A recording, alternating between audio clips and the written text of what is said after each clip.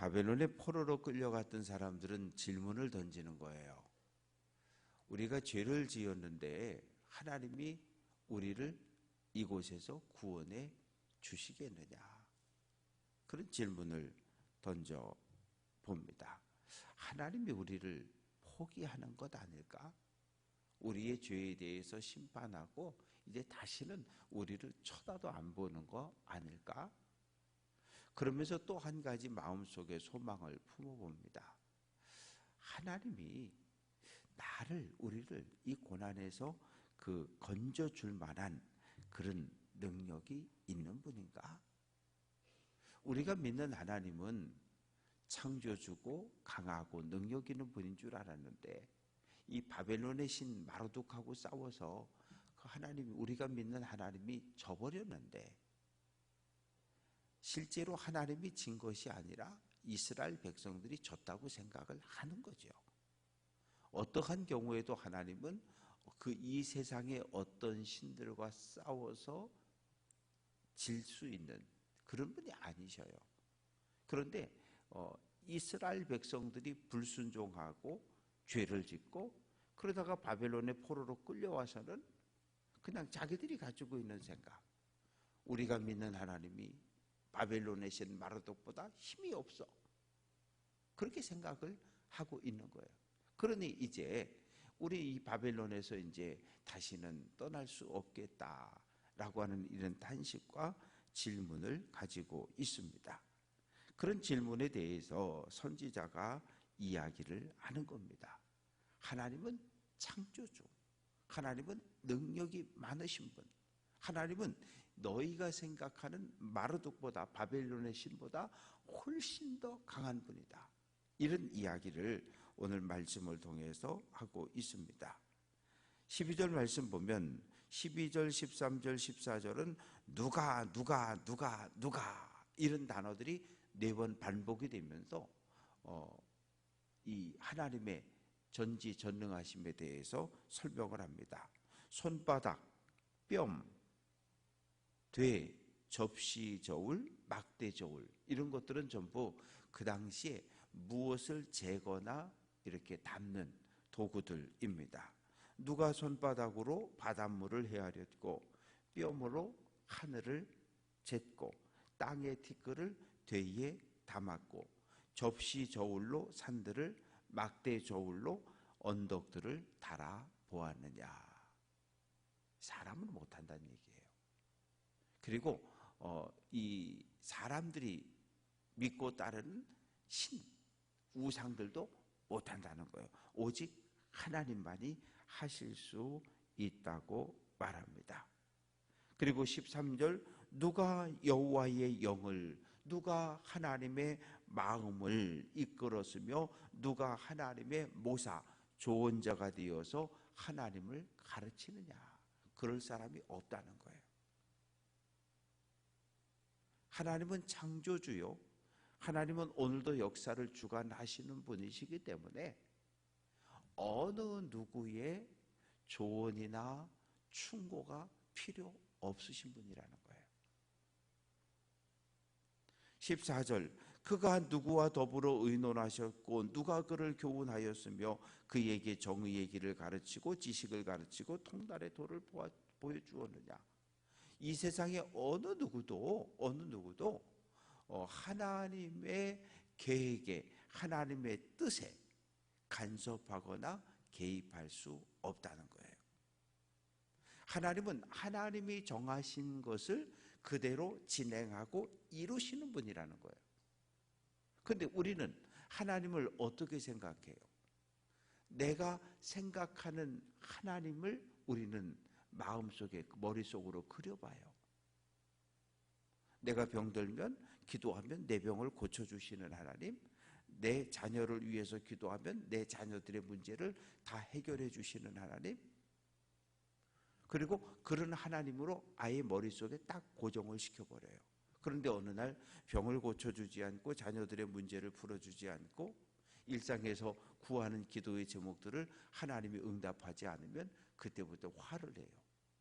이 하나님이 이럴 수 있느냐고, 어떻게 당신이 나한테 이럴 수 있냐고, 내가 지금까지 당신을 위해서, 교회를 위해서 내가 얼마나 봉사하고 헌신하고 충성했는데 하나님 왜 내 기도를 안 들어주느냐고 화를 내는 거예요. 그리고 에이씨, 나 이런 하나님 안 믿는다고 교회를 떠나버리는 거예요. 우리는 하나님을 내가 조종하려고 해요.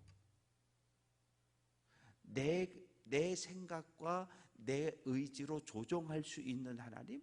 우리가 차를 타면 우측 깜빡이 놓고 오른쪽으로 갈 수도 있고, 좌측 깜빡이 놓고 왼쪽으로 갈 수도 있고, 직진할 수도 있고, 차를 내 마음대로 끌고 갈 수 있어요, 우리는.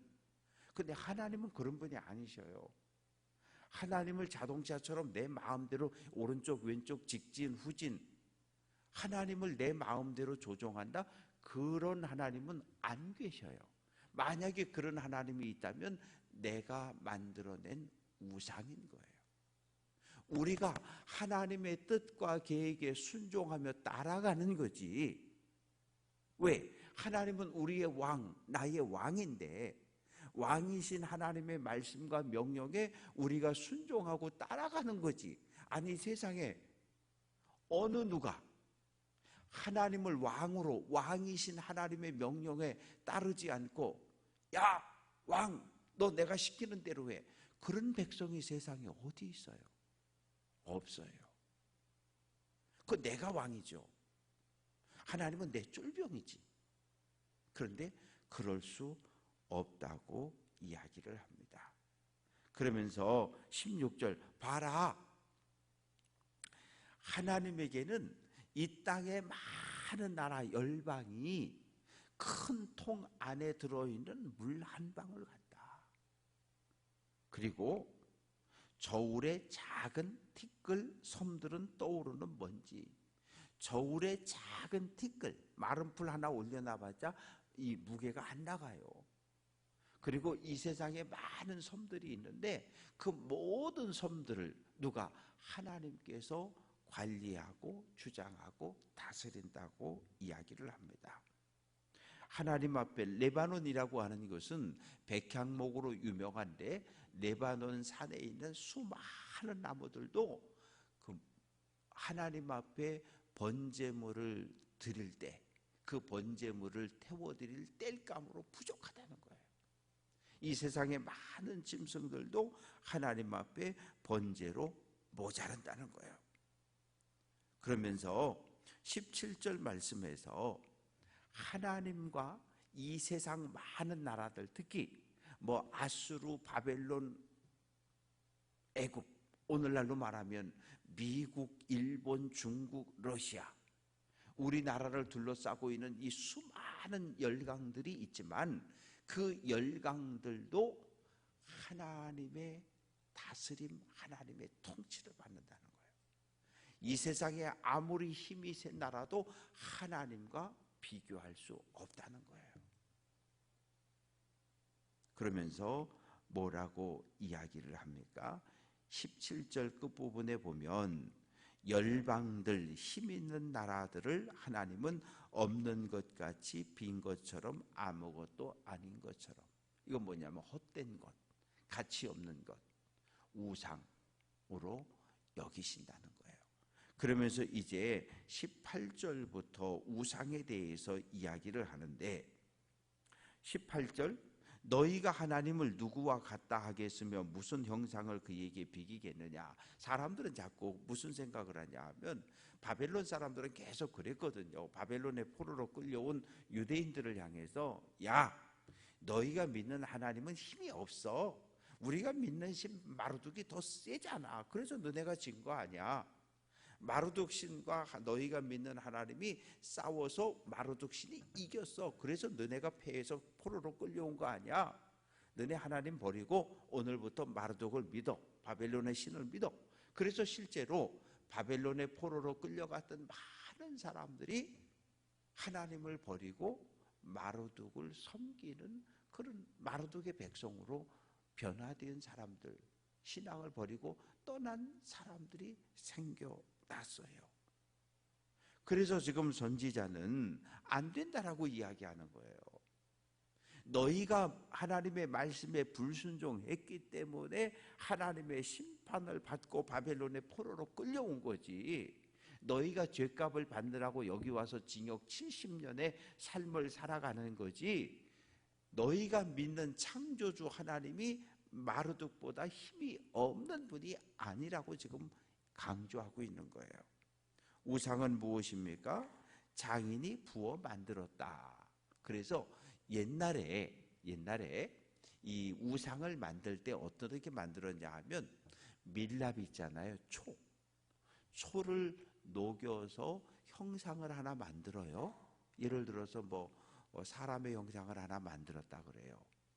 그리고 그 안과 밖에다가 진흙을 갖다가 붙입니다. 그러고 나서 그 안에 열을 가해 가지고 밀랍 초를 다 녹여서 다 빼요. 그리고 그 진흙을 말리고 구운 다음에 딱딱하게 된 다음에 그 안에다가 청동 센 물을 들이붓는 거예요. 그리고 진흙을 깨내고 나면 사람의 형상이 만들어지겠죠. 그러면 그걸 신이라고 믿는 거예요. 그런데 그렇게 해서 만들어 놓은 신이 자기가 그냥 껑충 뛰어가지고 높은 바위 위에 딱 이렇게 자리를 잡느냐? 또 안 돼요. 어떻게 해야 돼요? 사람들이 버쩍 들어다가 거기다 올려놓고 앉혀놔야 되는 거예요. 그리고 전부 그 밑에 가서 머리를 숙이고 조아리고 갖다 바치고 복을 달라고 비는 거거든요. 그게 우상이에요. 여러분들이 주변에서 만나지는 우상의 모습들이 많이 있어요. 무당집에 가면 거기도 몇 개 있고 뭐 여기저기 가보면 많이 있어요. 그런데 하늘에서 뚝 떨어지거나 땅에서 쑥 올라온 건 한 개도 없어요. 공장에서 찍어내요. 공장에서 틀을 만들어서 석고를 붓고 쇠를 붓고 다 찍어냅니다. 그리고 갔다가 기중기 동원해가지고 얹어놓고, 아니 사람이 만들고 사람이 거기서 비는 거, 그게 무슨 의미가 있습니까? 그게 우상의 존재임을 이야기를 합니다. 그래서 20절 말씀 보면 이 가난한 사람은 돈이 없으니까 뭐 금이나 은으로 우상을 만들지 못하니까 썩지 않는 나무를 갖다가 만들고 또 만들어서 그것을 갖다가 잘 세워놓고 그렇게 빈다는 거죠. 그래서 21절 너희는 알지 못하였느냐 책망을 하는 거예요. 너희는 듣지 못하였느냐.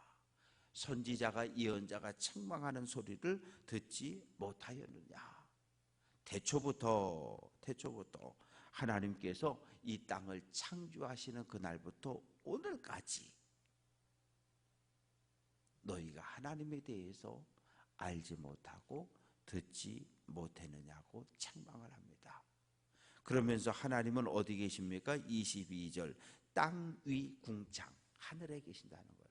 하늘에 앉아서 이 땅을 내려다보면 비행기 타보셨잖아요. 비행기를 딱 타서 높은 데 올라가면 이 땅에서 볼 때는 20층, 30층, 40층 빌딩들이 높아 보이지만 비행기 타고 하늘에 올라가서 보면 다 조그매 보이는 것처럼 이 땅에 살아가는 모든 사람들이 하나님 볼 때는 메뚜기처럼 작게 보인다는 거예요. 형편없게 보인다고 이야기를 합니다. 그래서 하나님께서 23절 귀인들, 뭐 대통령, 장관, 차관 다 없애고 세상의 사사, 재판관들도 하나님께서 다 심판을 하신다는 거예요. 그러면서 24절 그들 악한 사람들은 겨우 심기고 겨우 뿌리 내렸다는 말의 의미는 씨가 뿌려졌는데 싹이 겨우 나기는 났지만 뿌리가 깊이 내리지 못해서 꽃 피지 못하고 열매 맺지 못하고 하나님의 심판, 하나님의 뜨거운 입김에 전부 말라서 죽게 된다는 거예요. 그러면서 하나님께서 다시 한번 이야기하십니다. 25절 거룩하신 이가 이르시되 너희가 나를 누구에게 비교하느냐? 나를 그와 동등하다 생각하느냐? 야, 기분 나쁘게 비교할 데가 없어서 마르둑 신하고 나를 비교하냐? 하나님께서 그렇게 물으시는 거예요. 너희 눈에 볼 땐 창조주 하나님과 사람이 만들어 놓은 마루덕신이 같아 보이냐? 동등해 보이냐? 아니라는 거예요. 왜? 하나님은 26절 너희는 눈을 들어 하늘을 보라는 거예요. 해와 달과 별들 누가 만들었냐는 거예요. 하나님이 창조하셨다는 거예요. 이 셀 수 없는 수만 수십억의 이 많은 별들을 하나님이 창조하셨는데 이 땅에 그 어떤 신들도 우상들도 하나님처럼 창조의 능력이 없음을 이야기합니다. 그러면서 이제 27절부터 31절까지 말씀 속에 야곱아 이스라엘아 왜 그렇게 탄식하냐는 거예요. 내 길이 하나님에게 숨겨졌고 내 삶이 지금 하나님의 도움을 받지 못한다고 탄식하고 있는 거예요. 왜? 바빌론의 포로로 끌려와 있으니까. 그러면서 28절에서 너는 알지 못했니? 듣지 못했니? 영원하신 하나님, 창조주 하나님이 피곤치도 않고 능력이 많으신 분이라는 사실을 듣지 못했느냐고 이야기를 합니다. 그래서 29절 피곤한 자, 무능한 자, 소년, 장정 이런 표현들은 뭐냐 하면 바벨론의 포로로 끌려와서 모든 것을 포기하고 이제 우리 끝났어. 우리는 이제 다시는 예루살렘에 갈 수 없어. 이제 다시는 하나님 앞에 제사할 수 없어. 모든 것을 포기하고 낙심한 바벨론 포로들을 향해서 위로의 말씀을 주시는 거예요. 하나님께 돌아오기만 하면, 하나님을 붙잡기만 하면, 하나님을 바라보기만 하면. 그래서 31절 오직 여호와를 앙망하는 자는 새 힘을 얻는다. 앙망한다는 얘기는 기다린다는 얘기예요. 앙망한다는 얘기는 바라본다는 거예요. 근데 기다리는데 모든 것을 포기하고 죽을 날만 기다리는 그거 아니고요. 하나님이 지금 내가 고난을 당하고 있지만 포로로 내가 여기서 고생하고 있지만 하나님이 때가 되면 나를 구원해 주실 거라고 하는, 건져 주실 거라고 하는 믿음과 확신을 가지고 하나님을 기다리고, 그리고 하나님을 바라보는 사람은 하나님이 주시는 새로운 힘을 얻어서 받아서 독수리가 날개쳐서 하늘을 날아가는 것처럼 다시 예루살렘으로 돌아올 것을 예언하고 있습니다. 말씀을 정리해 봅니다. 하나님과 나와의 관계를 정확하게 해야 돼요. 내가 왕이고 하나님이 내 종인지, 우리가 그렇게 기도하고 있지는 않은지, 하나님 이거 해주셔야 돼? 안 해주면 큰일 나? 아니요. 하나님 우리의 왕이고 우리는 하나님의 말씀에 철저하게 순종하는 하나님의 백성이고 종인 것을 기억해야 하고, 그리고 어떤 상황을 만나서도 포기하지 말고 하나님의 구원을 소망하며 하나님을 기다리고 하나님의 구원을 바라보는 귀한 성도들 될 수 있기를 주님의 이름으로 축원합니다.